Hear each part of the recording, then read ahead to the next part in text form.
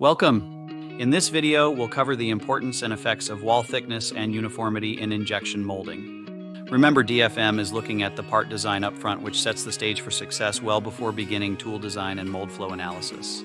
This avoids wasting time on mold flow when changes are suggested or needed.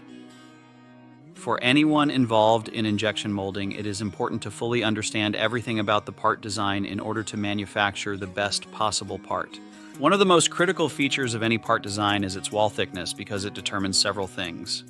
From a functionality standpoint, wall thickness, along with the plastic material's properties, determine the mechanical stiffness of the part. From a manufacturing standpoint, wall thickness determines how easily the part will be molded, and this is also influenced by the choice of materials. Material selection and wall thickness also have significant influence on cost. The market price of the plastic resin and the volume of material per shot will dictate material cost. Other manufacturing costs include the size of the injection molding machine that will be required.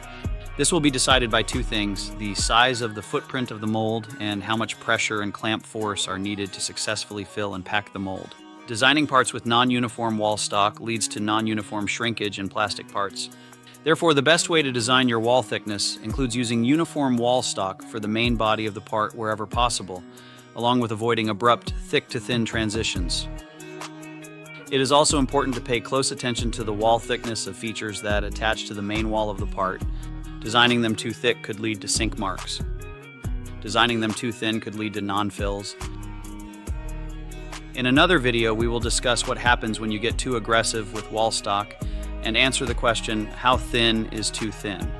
The key takeaway is this: using DFM will help you evaluate your designs for consistent, optimal wall thickness to expand your molding window and reduce part defects.